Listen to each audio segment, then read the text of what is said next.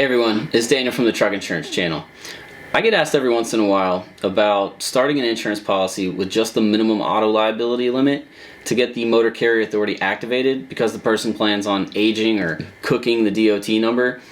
People might do this for a number of reasons, but the most common is getting past the first 90 days where quite a few brokers might not work with you since your authority is brand new. The first 90 days can be a big struggle. Aging the MC can definitely help and maybe even save your business from going under. I have seen a lot of businesses get started and not make it past the first 90 days because the industry has created this kind of weeding out phase. All that being said, it's still very possible to get started and hit the road as soon as your authority goes active and be very successful. I've got people that do it every single day. But if you want to make things a little smoother by aging the DOT first, it might be a good option for you. There's a lot of red tape from all the rules, laws, regulations, etc. that make starting a trucking company very difficult and confusing. All right, so there's a right way to do this, and then there are all the other ways that tend to be messy and or get you in trouble, waste everyone's time, and probably cost you a lot of money. To do this the right way, it all starts with filling out your authority application correctly and knowing what to do next. On your authority application, you need to select one non-commercial motor vehicle that is under 10,001 pounds.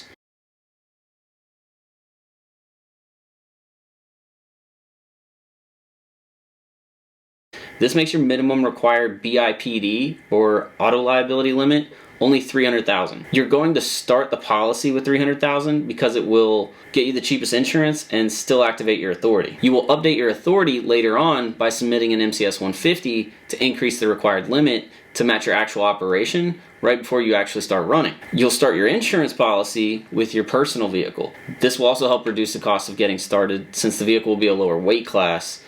That saves some money on the insurance. Once you get your truck and you are ready to hit the road, you simply swap the vehicle on the insurance policy, increase the auto liability limit, and then add on the other coverages that you will need to do business like cargo, physical damage, maybe general liability, or anything else specific to your type of hauling. When you do this along with the MCS 150 to update your authority, your agent will need to request that your insurance filings get updated with the FMCSA. They have to get with your insurance company to do that, because the insurance company is the one that actually updates the federal filings with the FMCSA. It's not too complicated once you understand what all you need to do and when to do each step, but it's very, very important you do not try to operate until your authority and insurance are updated and you have proper coverage for your specific operations. So you definitely need a good agent that knows how all this works and can actually help you with it. Check the description below to find links for getting an insurance quote for this, and I have a video that walks you through how to fill out that quote form. I try to make all this as simple and easy as possible for everyone. We do free consultations too, so schedule a call with us if you have any questions about this or anything else related to getting your trucking company started.